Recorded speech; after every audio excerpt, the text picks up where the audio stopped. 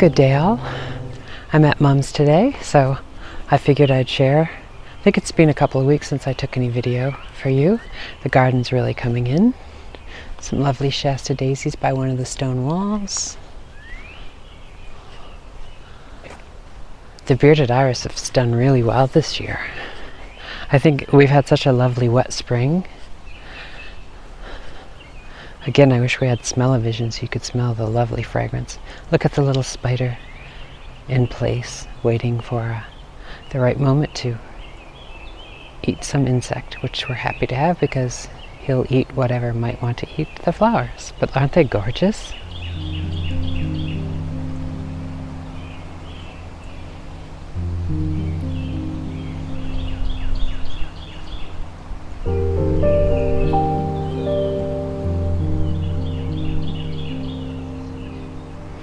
Of course, these peonies are just getting ready to bloom. I love this deep burgundy color. I have quite a few of the lighter pink, but this deep red is lovely. And of course, the ants are there to help them to open.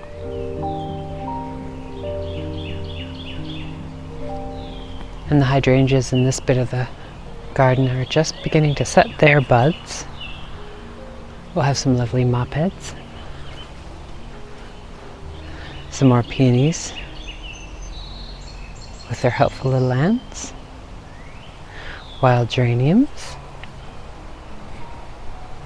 And past one of my favorite old Christmas trees. This once was in a tin in the sitting room for a Christmas quite a while ago, probably 15 years at least. And now it's a huge, beautiful tree in the garden. It has a lovely pine cones as well. Look at the size of that cone. And I love how it has the long arms. See how they sort of sway hello to you in the wind as we walk around to the pond side of the garden.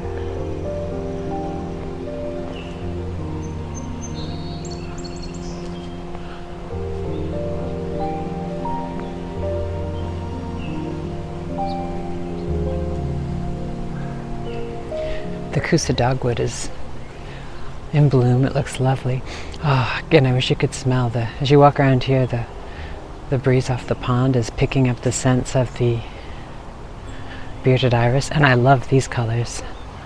Mom and I usually like to swap iris. I have a pure white iris that she's coveting, so I'm going to dig some corms up this autumn. And I want some of her lovely bronze ones, but there's this one shade which I think is hybridized from these beautiful bronze and this lavender. I think the pair of them hybridized and made this magnificent apricot colored one. Isn't that color amazing?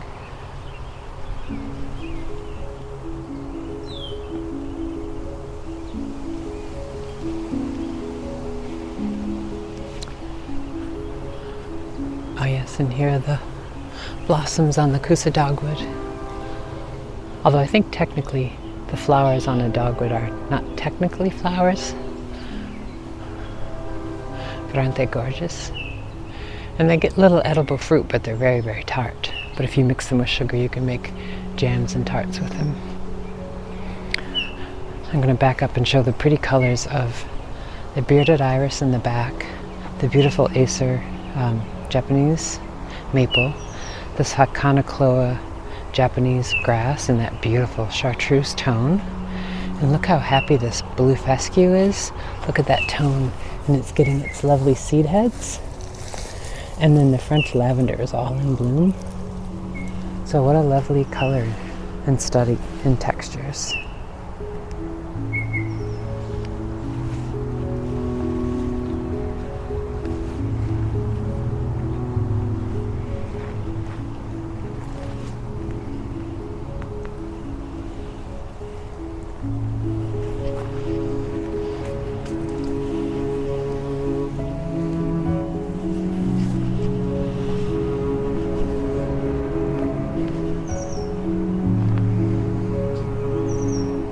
And then Mom's little grow boxes we've been planting up. She has some basil and some marigolds, and she just has some new geraniums. Not sure if you can hear the train in the distance. Gosh, it's loud today. But if we walk down to the pond, and I think the last time I shared footage here, this flowering crabapple was still in bloom.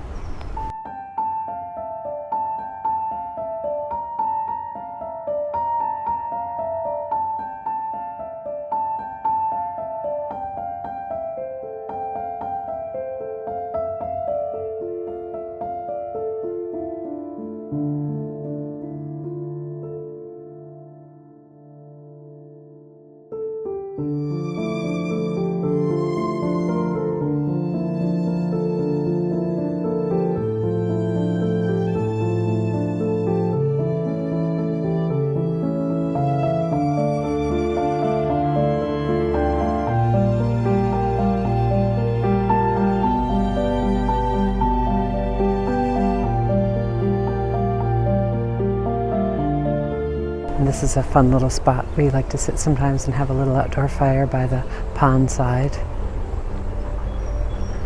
down by the funny little dock, past the stone wall. And as I said, since we've had such a lovely wet spring, the pond is nice and full this year.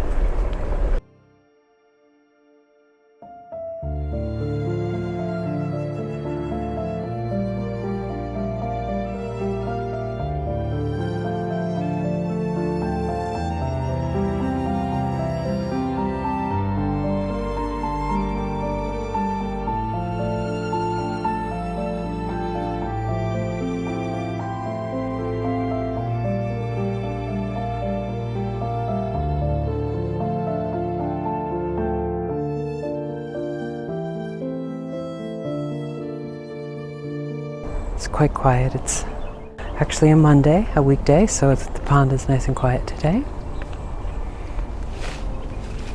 And looking this way, you can see the stone wall.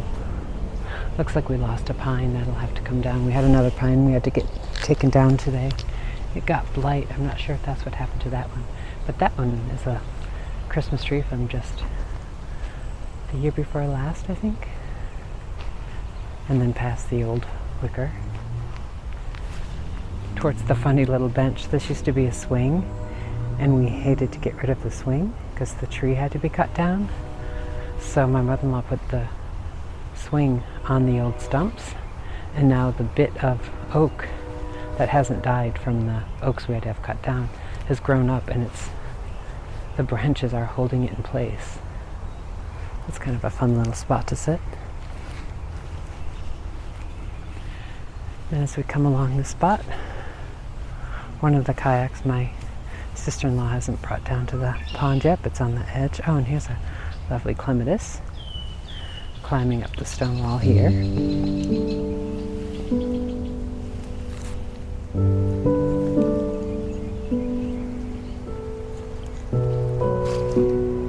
And one of the little sheds, it's just a place we store things for the pond, boats and kayaks and things. And then over to this part of the garden, which I love this bit because it's like, I always think of it as an open parkland because you can see the pond is right there, but the trees have been kept in such a way that it feels quite park-like, with the lawn and just choice cedars and such, and the old picnic table. You can see the old stone wall on the property line. And then it goes down to the pond there. And you can see the neighbor's little cottage. It's almost like a boathouse because it's right on the pond. But I think they just use it as a little summer cottage.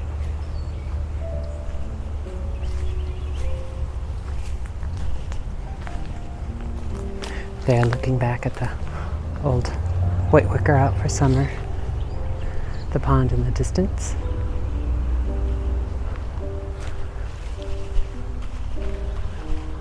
The little boat shed.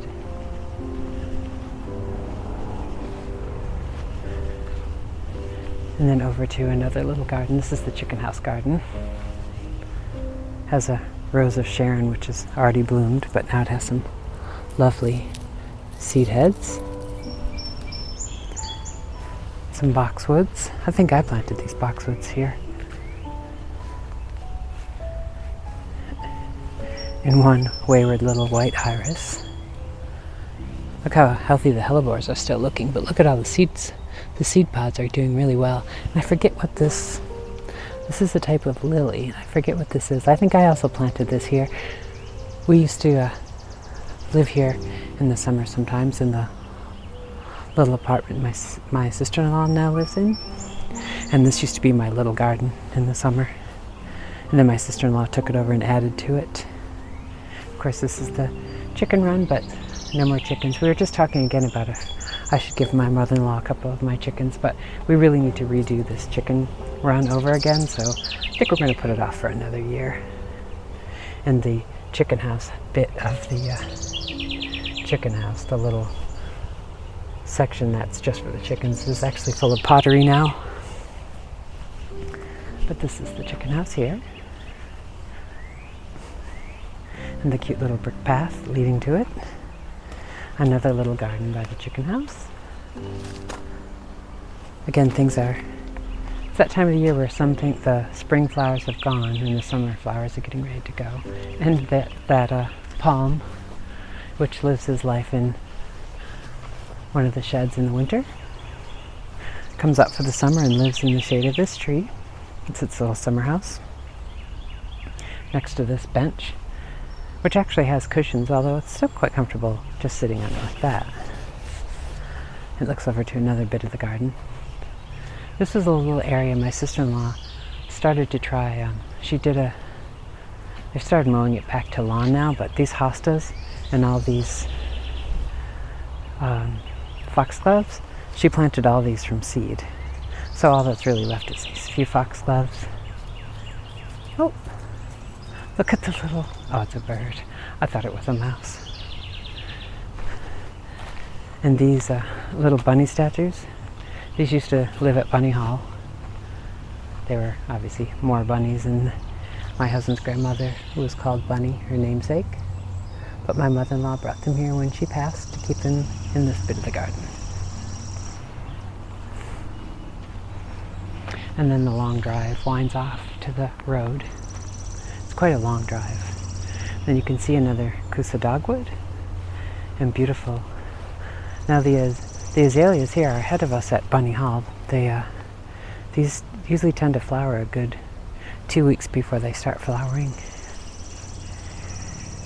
If we were to continue along here, this leads into a little bit of the woodland, and there's some wetlands back there, old cranberry bogs, which aren't used for cranberries any longer here, but yet down the road from here there's a farmer who has quite a few acres of active cranberry bogs that are still used. And we're back to the little front garden where we started, with the bearded iris and the hydrangeas just getting ready to set their seed heads.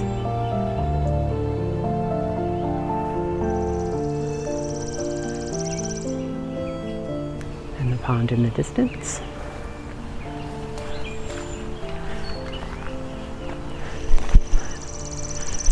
It's a lovely June Cape Cod day, and all is right with the world.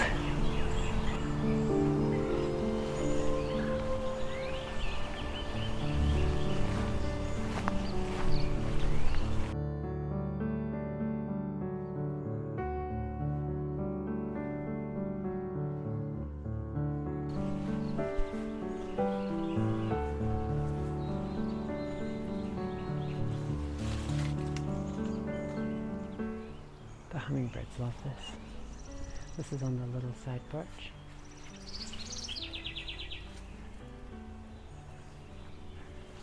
And there is where we started. June is just beginning to open flowers and setting more color and tone to the coming summer garden. Hope you enjoyed this short little kind of garden tour here at Mum's.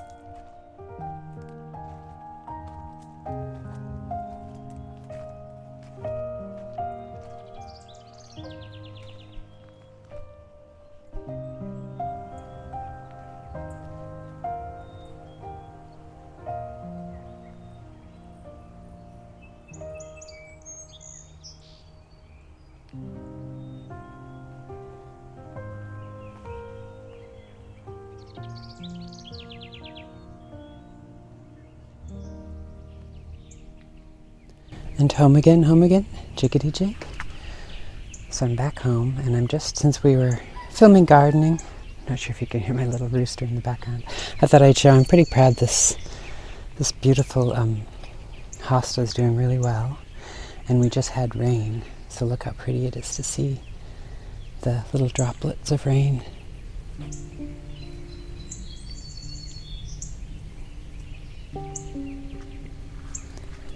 And this lovely hydrangea is coming on. See that brilliant blue that's setting in? It's funny, there's something about Cape Cod soil. The acidity level just makes the bluest hydrangeas.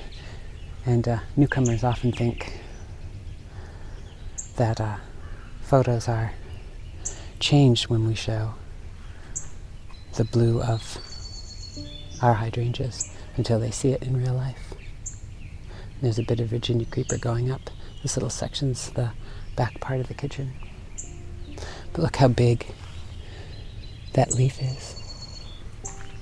And we are back at Bunny Hall. I'm not sure if I mentioned that. So I'm just showing you a few little things of my garden.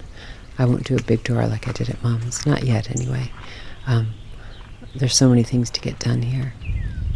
But this is a little bit of the front garden by the door to the kitchen, and this is the front drive. And you can see, I don't know why I thought our rhododendrons weren't flowering, but our rhododendrons are flowering quite nicely.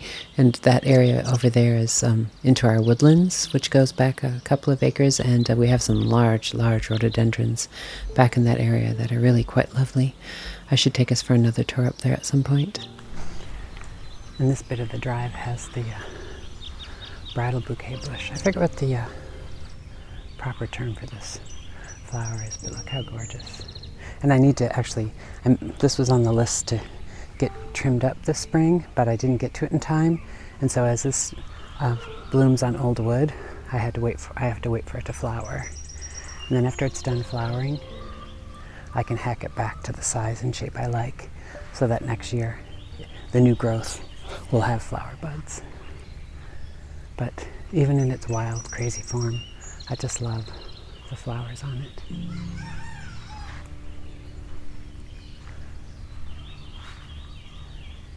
And you can see our woodland in the distance. Well, it's the next day, and I'm actually in the back garden, which is Seaside. And we had some rain, so the fog is quite nice.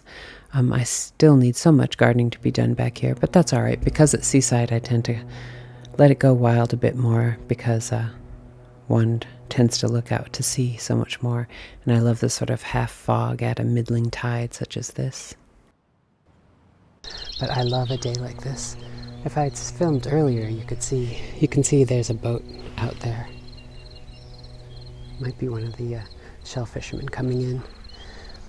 But this morning, if I'd come out, you wouldn't have even been able to see the large rocks or the neighbor's house, because the fog was dense and it rolled in.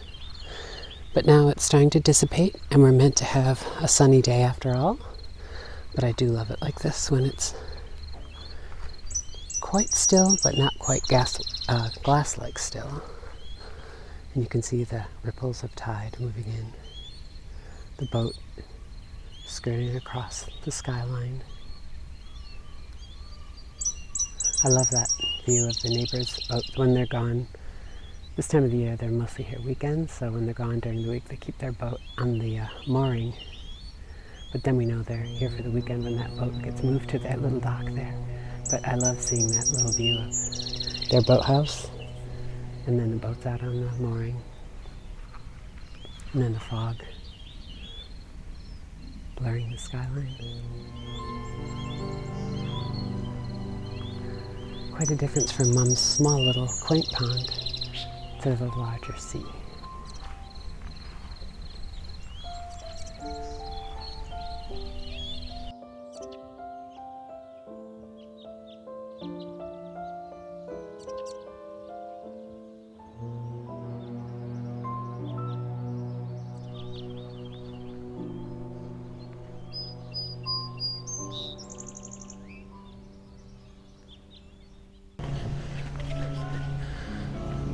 I'm hoping I can capture this, but Mother Goose and Father Gander are out with their goslings, and And they're using Algernon Siegel's flat rock.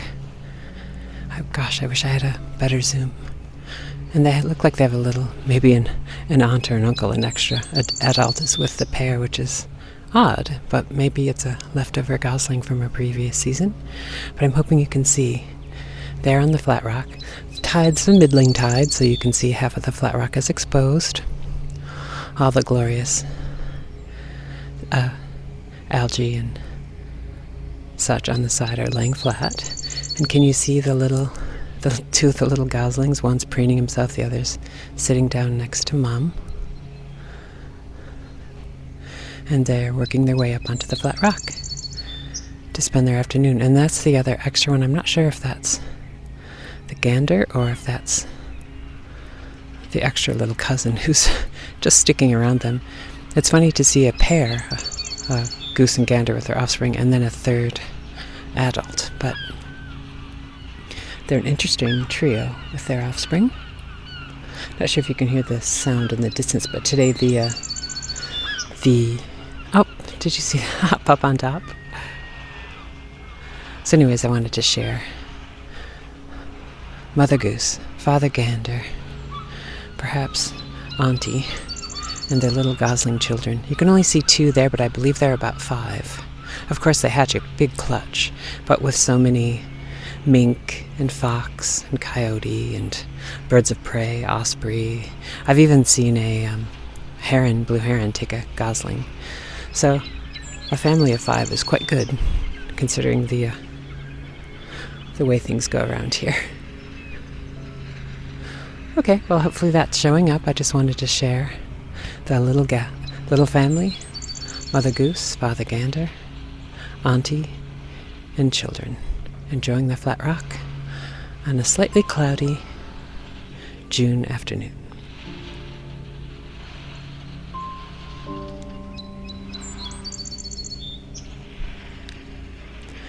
And if you can hear that sound in the distance, it is today the oyster farmers, the oyster fishermen, are down using our neighbor's dock. The neighbors let them use their dock in exchange for sharing their delicious oysters with them.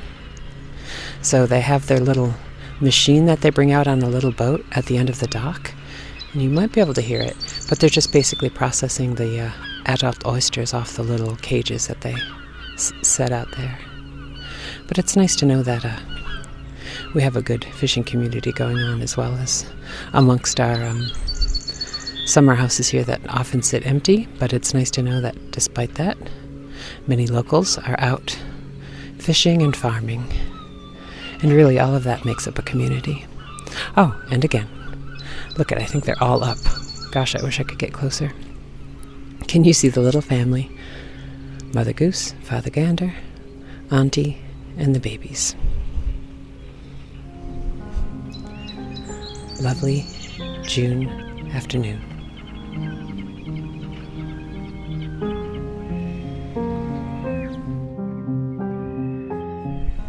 I think that'll do it for this week's video, and I'll leave you with a lovely video of Mother Goose, Father Gander, their children. And originally I said maybe an aunt, but maybe it's an aunt and an uncle, because it's funny how there's a pair with children and then 2 other geese. So either they just lost their children or they may be the children of this pair previous year, and that's how they're building up their flock. Look how lush and green the seagrass has become. If you'll recall my videos from January through March, it was shorn and brown. Well, again, thank you for joining me for this week's video, and you can see this is a little bit later in the day. The fog is well burned off, but look how funny the clouds go up, and that way how it's clear and blue there, but look at the funny pattern made here. This almost mimics the ripples of the sand as the tide goes in and out. And I'm going to head back in because I think that family wants to head over to Algernon's Flat Rock and have their afternoon luncheon. Until next time, remember, stay creative. Cheers.